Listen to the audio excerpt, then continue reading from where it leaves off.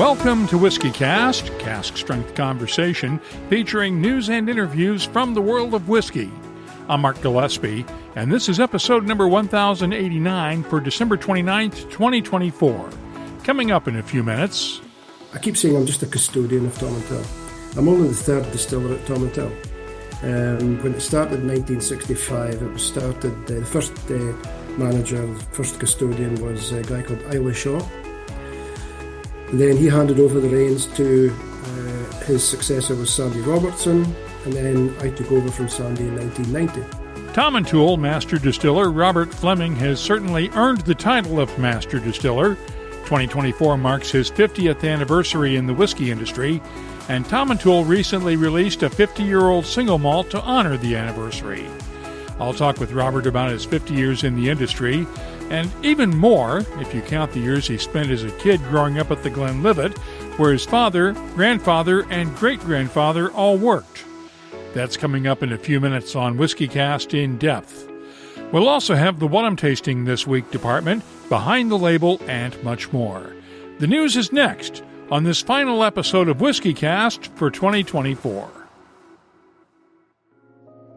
The second release in Dewar's four-part collector series, Dewar's Double Double 38-Year-Old, is now available. It's a tribute to the Scottish Highlands, and it's like nothing you've had before. More in a minute. Let's get started with the news. It's brought to you by the Dalmore. The lines outside Specs liquor stores in Houston, Austin, and San Antonio have finally cleared. The state's largest liquor retailer held its annual bourbon drop on Saturday, leading to lines that formed several days in advance. The first person to start the line at Specs' Midtown Houston store showed up Sunday night and spent the whole holiday week waiting to get his hands on a bottle of Pappy Van Winkle, given for free to the first person in line. He took a big chance, though. Specs didn't announce the bourbon drop until a Christmas Eve email. More on this later on. I mentioned the Sotheby's auction of rare whiskeys in New York City earlier this month that included 2 bottles of Willet bourbon signed by Pope Francis to commemorate the 10th anniversary of his papacy.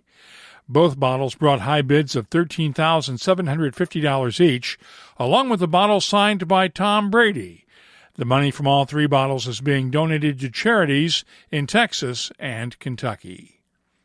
Redwood Empire Distillery workers are spending the holidays getting ready to move to a new home. Owner Derek Benham has purchased the Savage & Cook Distillery on Mare Island from wine entrepreneur Dave Finney and will relocate Redwood Empire production to the site. The move is expected to be completed in January. In other news, Rebecca Jago is stepping down as managing director of the Last Drop Distillers.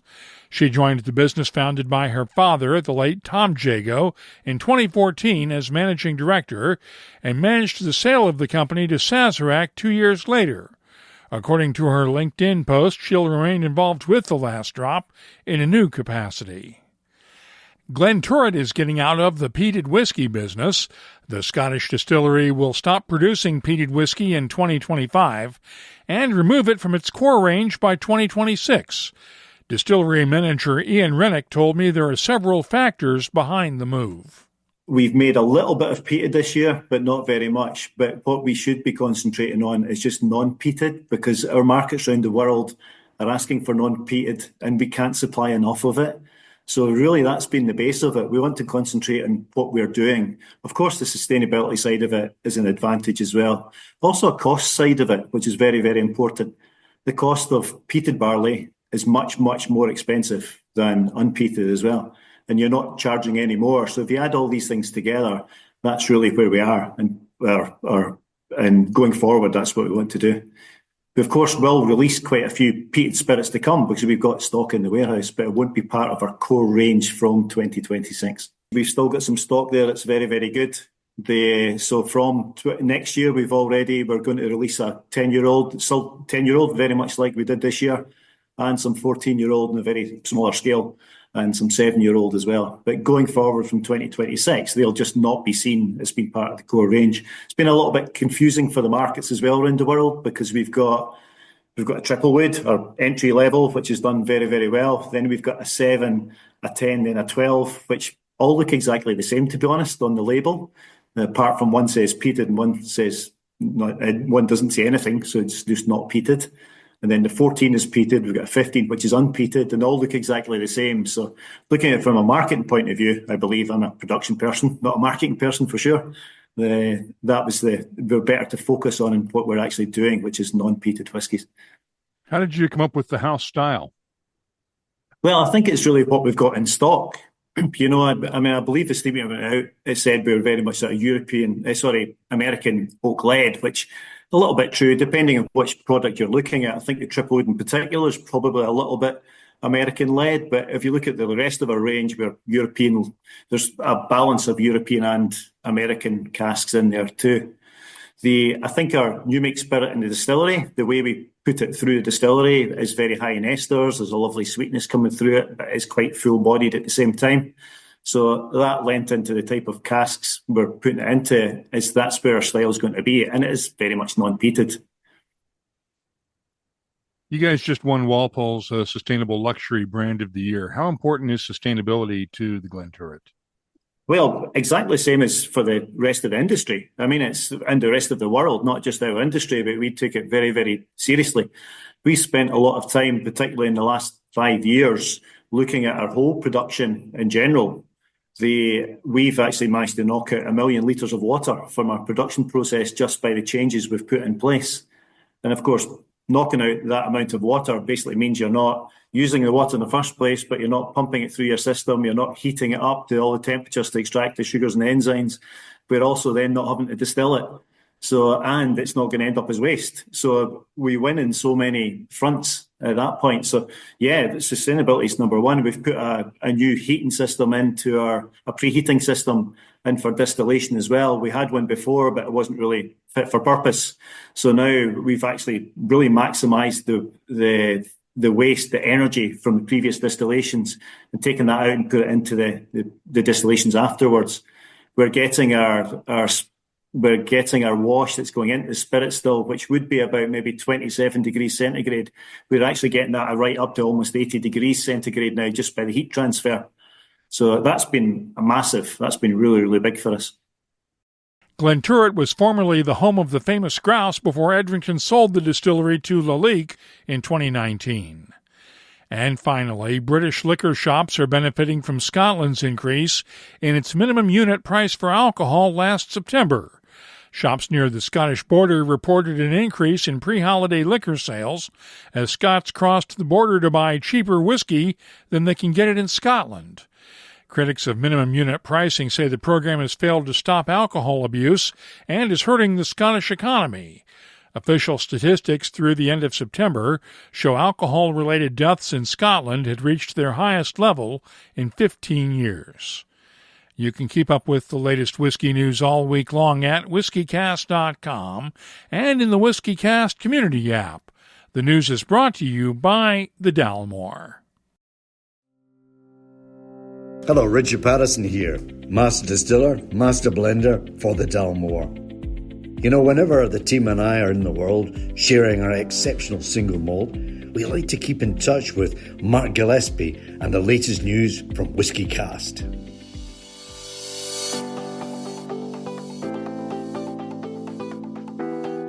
We're in that quiet period during the holidays when not much is going on except for New Year's Eve and Hogmanay parties, but things will get busy again in a few days.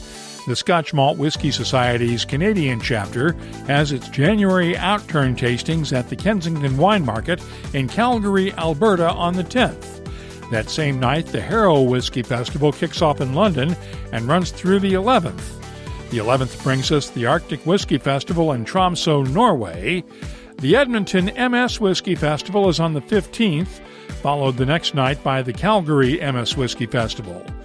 The Canadian Whisky Awards celebration is on the 16th as well, along with the start of the Victoria Whisky Festival in Victoria, British Columbia. I'll be there again this year and listen that weekend for special coverage from Victoria. If you're organizing a whiskey event, let us know about it. We'll add it to the calendars at whiskycast.com and in the WhiskyCast community app. Dewar's Double Double 38-year-old is the second release in a 4-part limited edition collector series honoring Scotland's most legendary whiskey regions. This rare blended malt, a tribute to the Upper Scottish Highlands, is crafted from nearly 4-decade-old Highland and Islay whiskies. It undergoes Jura's unique 4-stage aging process with a final finish in Pedro Jimenez sherry casks from the prestigious Royal Brackla single malt. The finish invites you to explore your own tasting notes, but for me, there's incredible depth, with rich layers of vanilla, toasted cereals, dried figs, plums, dark chocolate, and a subtle hint of Islay smoke, all beautifully balanced. To truly elevate this tasting experience, renowned chef Gabriel Cruther, in collaboration with Jurors, has created an exclusive selection of custom chocolates. Crafted from the world's finest ingredients, each piece is infused with a few precious drops of Jurors Double 38-year-old whiskey, making this a luxurious and unforgettable pairing. Now available, this exquisite pairing of whiskey and chocolate promises to deliver an unforgettable experience. Please drink responsibly. Copyright 2024. Jurors is a trademark. Imported by John Dewar & Sons Company, Coral Gables, Florida. Blended Scotch whiskey, 48.8% alcohol by volume. WhiskyCast In-Depth is brought to you by Oban and the Classic Malts lineup. In 1974, a young Robert Fleming went to work at the Glenturret Distillery and never looked back. Now he's celebrating his 50th anniversary in the whiskey business, and in 2025 he'll mark his 35th anniversary as the manager at Tomintoul. The distillery recently released a 50-year-old single malt to honor Fleming, and we spoke on a Zoom call recently. Before we talk about your 50 years in the industry, let's talk about this 50th anniversary single malt Absolutely. that you released. What makes it so special? Well, apart from the age, there's not many 50-year-old malts on the go. The thing, the special part of it is the fact that we've finished it in PX casks. Pedro Jimenez casks are quite a favourite of mine. I used to go out to Spain once or twice a year from probably 2004 onwards, and apart from the Oloroso, which is what we mainly take in for finishing, I fell in love with PX, and so I think it was quite fitting that we could take our finish our 50-year-old in a PX Pedro Jimenez barrique. So that gives it a bit of a more complex flavour, because majority of our whiskies are matured in ex-bourbon barrels, first fill, second fill, whatever. So it gives it probably a richer. PX is noted for that sort of raisiny fruit, rich fruit sort of notes, and that's what I quite liked in that one. I usually just like my whiskies to be quite light, mellow, not too overpowering. But Pedro Jimenez just seems to hit the button for me, and I was quite glad that they agreed to finish it in the PX barriques. Did you ever think a whiskey with your name would sell for $10,000 a bottle? Never. Or 10,000 pounds? I didn't think it would last 50 years for a start. But no, it's quite... I knew it was going to be expensive. I didn't know how expensive, but no, I didn't think that I would ever have a whiskey in my name that was worth 10 grand a bottle, but it is what it is. You were born into this industry pretty much, weren't you? Yeah, that's correct. I don't know if any of your followers are into golf, but I was born literally a 9 iron away from the still house at the Glenlivet. And my dad, my grandfather and great-grandfather all worked there at some point. I didn't know my grandfather and great-grandfather, but I joined in 1974 when my dad was there. My uncle was also there. And but prior to that, I'd taken a year out to assess whether I was going to university or not, but I don't think academia was for me. So when I was growing up, from about the age of maybe 8, 9, 10, my dad used to take me down to the distillery, and I grew up with a lot of the old what I'd call the old timers at the distillery who sort of took me under their wing. I remember one of the guys they had malt barns in those days. This was probably the earliest 1960s, and the guy made me a little malt shovel, a miniature version of a malt shovel. Wish I'd kept it. And then another guy, they had all coal fires in those days. The stills were coal fired, and the guys used to load the coal into barrows and take it up a ramp and put it into a hopper. And one of them made me a little sort of metal shovel for shoveling coal. And you wouldn't get away with any of this nowadays with health and safety regulations and whatever. But I had an amazing childhood growing up. I always looked forward to going down to just sitting with the guys or watching them how they work. So it was sort of inevitable that I would join. So I joined there in 1974 when it was the Glenlivet distillers at that time, and then worked my way through the process right from warehousing, cooperage, right through production until 1983. Chivas Brothers had a big influence. They'd taken over Glenlivet distillers by that time. So by 1983, the Chivas production director sort of chose me to join the training scheme, management training scheme. So, and after that, it's an amazing. I've been very lucky through my career, but being chosen for the management training scheme was quite special. And I was sent down to the distillery is not owned by Chivas anymore, but I was sent down to Benriach. So I was at Benriach and a small period of time at Longmorn. And then from there, I went round most of the Chivas distilleries at that time, between 1983 and 1990, ending up at Glenlivet, and then Strathisla and Glenkeith. And 1990, I got a bit of itchy feet, and the opportunity to come to Tomintoul arose, so I took it. And I've been here ever since. And next year you'll be celebrating your 35th anniversary at Tomintoul. That's correct, yeah. I started in 30th of April 1990. It was owned by, well, it was actually going through a bit of a transitionary period. When I applied for the job, it hadn't really an owner. But when I joined the company on the 30th of April, it had been taken over. The UK, it was obviously we were part of White & Mackay Group, but White & Mackay had been taken over by a company called Gallagher's based in the UK. However, Gallagher's parent company in the US was a company called American Brands, who I'm sure a lot of your older followers might recall. American Brands had Titleist golf equipment, Prestige, I think it was, kitchenware.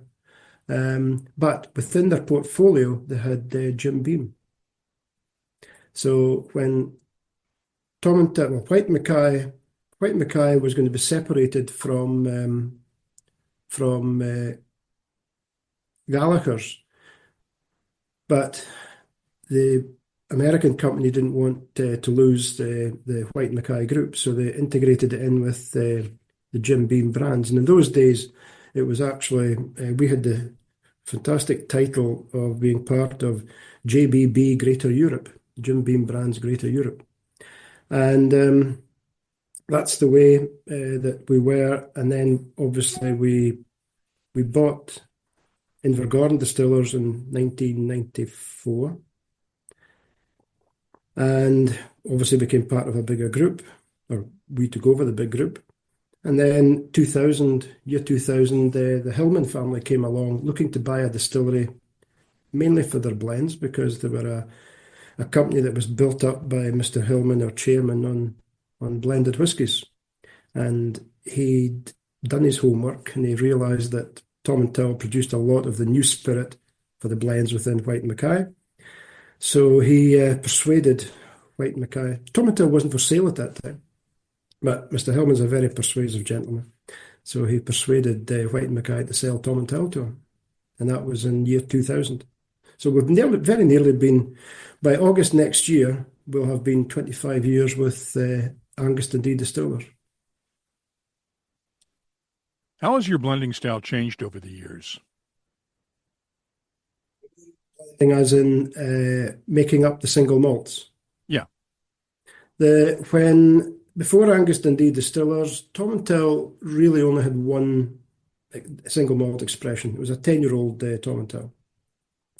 And it wasn't until Angus Dundee took us over that we started to develop. You go into our warehouses and we had some fantastic stock in the warehouses. And the very first one that was taken out was a 16-year-old. And again, we haven't changed anything from my time here, but in as much as we've always been very careful with cask selection. So we know that the influences that a first fill bourbon, ex-first fill bourbon cask can give. We know the influences that a second fill, we call them BB1s, a first fill after it comes in from the US.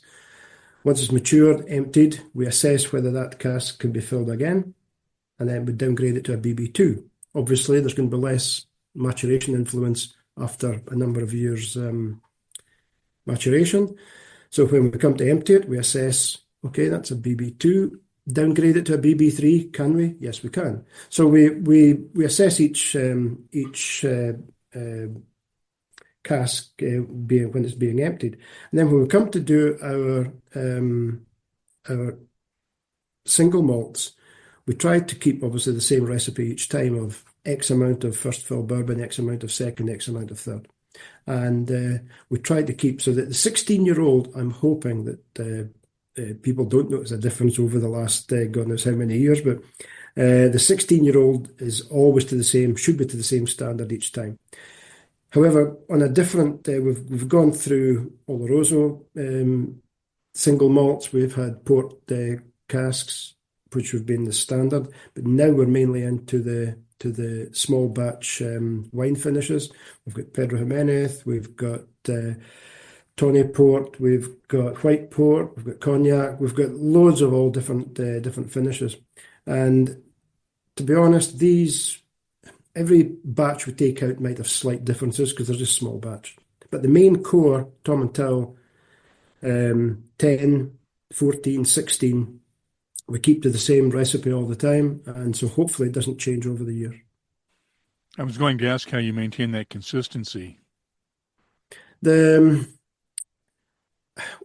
we're doing big batch selections, obviously we know how many casks of BB1 we need, how many casks of BB2 and BB3 or refill. So when we take a sort of random selection out of each cask just to make sure that the quality is what you're expecting from a first fill bourbon. Every cask might give some slight differences. But then it's far easier making up big batches than it is small batches. So to get the consistency, we keep a standard. So I've got standards on site from the very beginning. We first started to do this for the 16-year-old in 2001. And from there onwards, we've kept the same recipe. We also keep batch samples so that we can actually refer back to them. So if I do a batch sample of a 16-year-old maybe next week, I can go back to the 16-year-old we prepared the last time and probably the one we prepared 1, 2, 3 years ago to just to make sure that the consistency is there. It's easier to do it in larger batch samples than it is in small batch samples. And that's why some of the small sherry casks or Pedro Jimenez cask, port cask, Tawny Port, it's a bit more difficult to get each. And that's why we put on the label, we put on limited 2010 edition or 2008 edition. So we know that there might be slight differences between those wine finishes. But the core Tomintoul that is available in the US, mainly the 16-year-old and the 10-year-old, hopefully that doesn't change throughout the year. It's not easy, but it's we think we've achieved it. What do you want to be known for as a blender and distiller? As a distiller, my legacy. I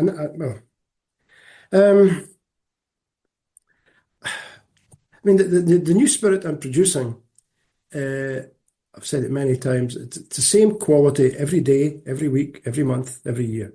The new spirit we produce is the same. And I like to think that I've continued. I keep saying I'm just a custodian of Tomintoul. I'm only the third distiller at Tomintoul. When it started in 1965, it was started, the first manager, the first custodian was a guy called Islay Shaw. And then he handed over the reins to his successor was Sandy Robertson, and then I took over from Sandy in 1990. So I'm hoping that, they've sadly passed away now, but I'm hoping that if they were looking down on me, they'd be quite happy that I've kept the legacy going of the new spirit we're producing.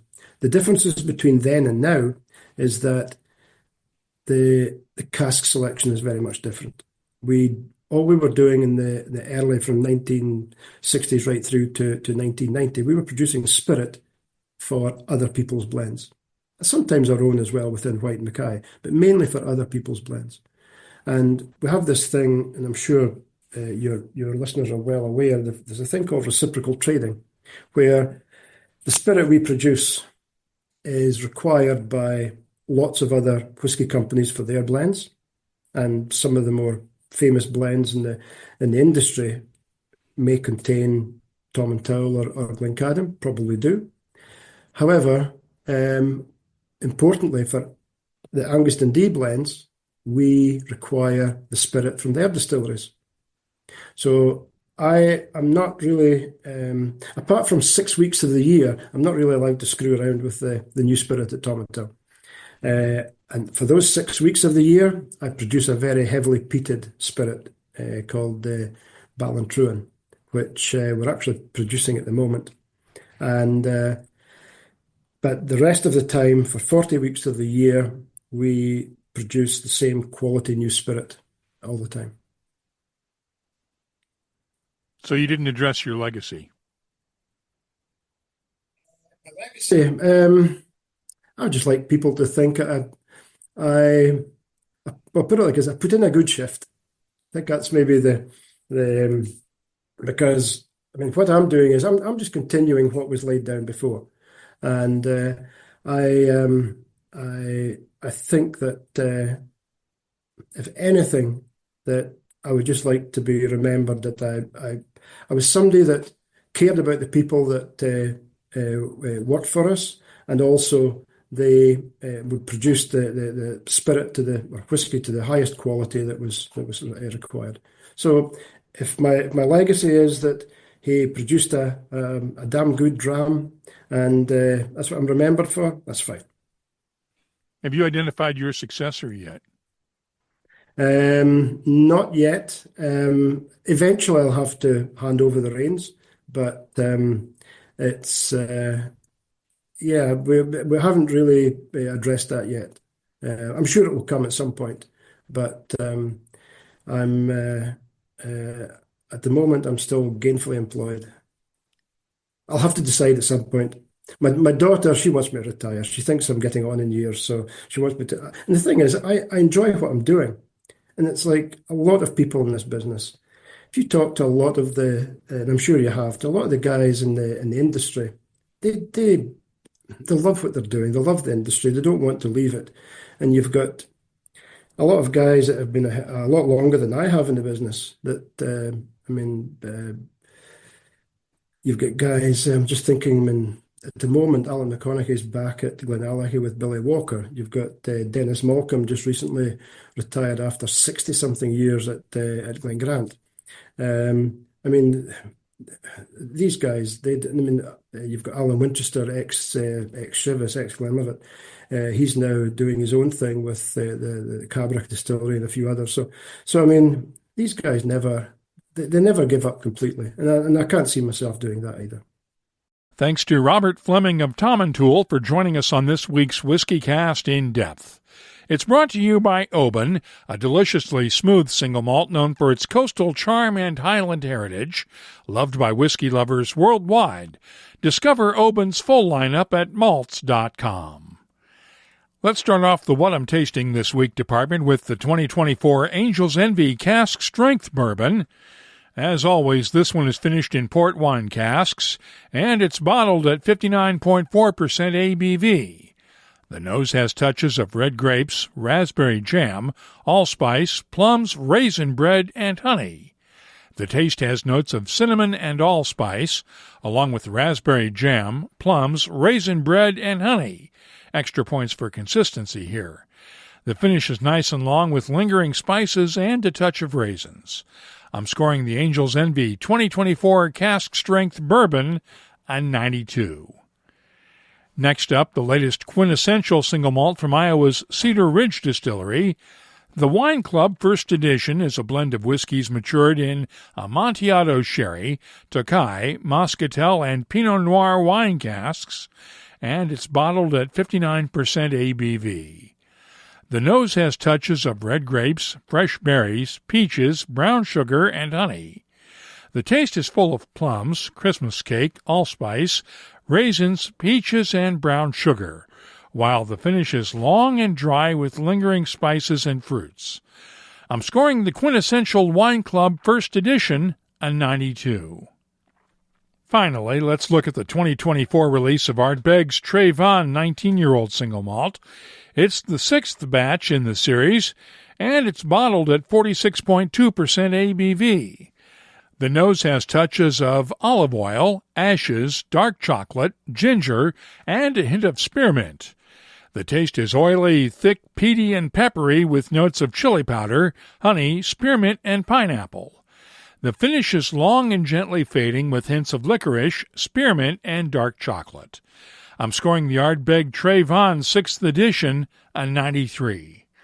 I'll be adding these whiskeys to our searchable list of more than 3,800 different whiskeys from all over the world.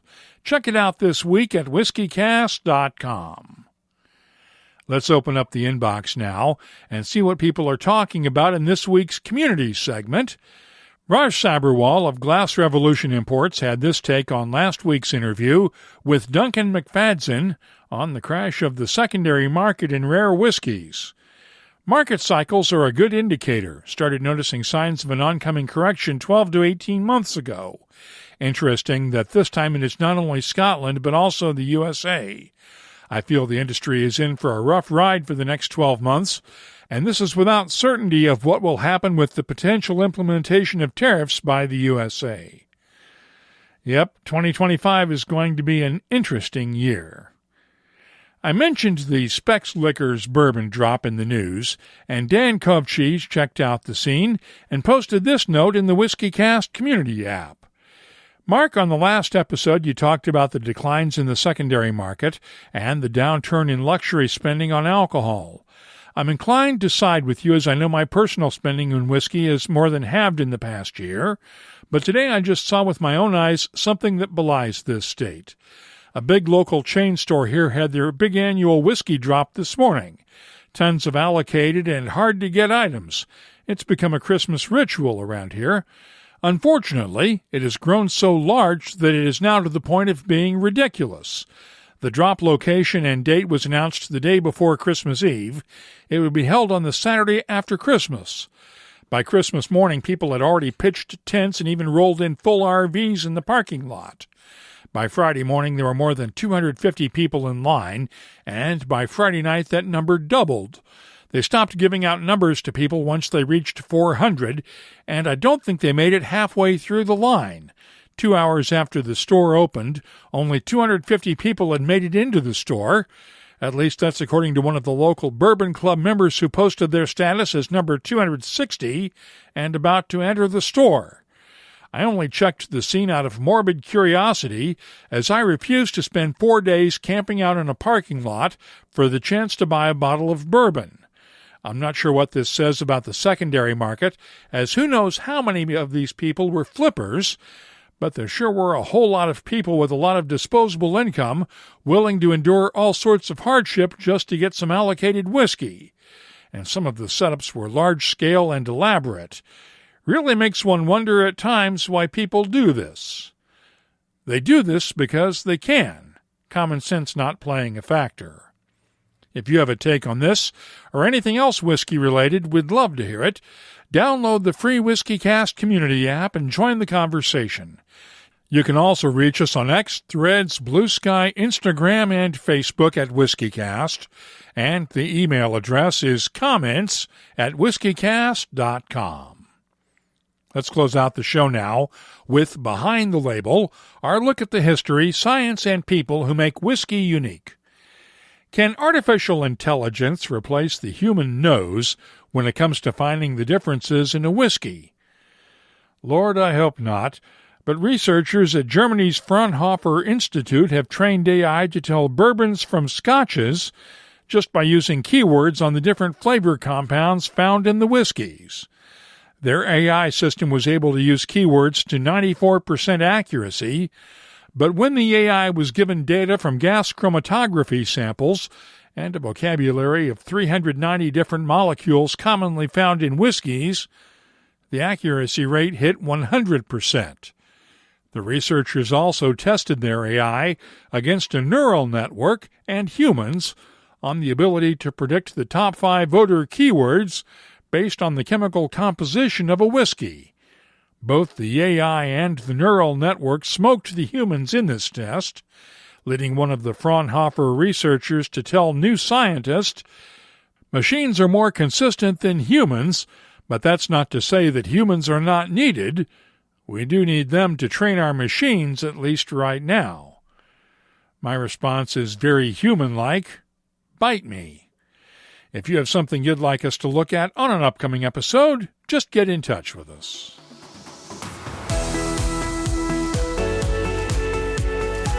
That's all for this episode of WhiskyCast. You'll find links for the stories in this episode in our show notes at whiskycast.com. That's also where you'll find the latest whiskey news, my tasting notes, the calendar of events, the whiskey photo of the week, and, of course, a complete archive of past episodes going all the way back to 2005. Get in touch with us on X, Threads, Blue Sky, Instagram, and Facebook at WhiskyCast, or you can use the WhiskyCast community app. Download it today from the Apple and Google App Stores. Our email address is comments@whiskycast.com. Dewar's Double Double 38-year-old blended malt has arrived, and it's a true gem for collectors. Secure a bottle, and you'll be adding a rare piece of history to your collection. WhiskyCast is a production of Cask Strength Media, copyright 2024, and comes to you from the charming, yet regrettably dry town of Haddonfield, New Jersey. I'm Mark Gillespie, reminding you that when you drink, please drink responsibly. Thanks for listening, and have a very happy New Year.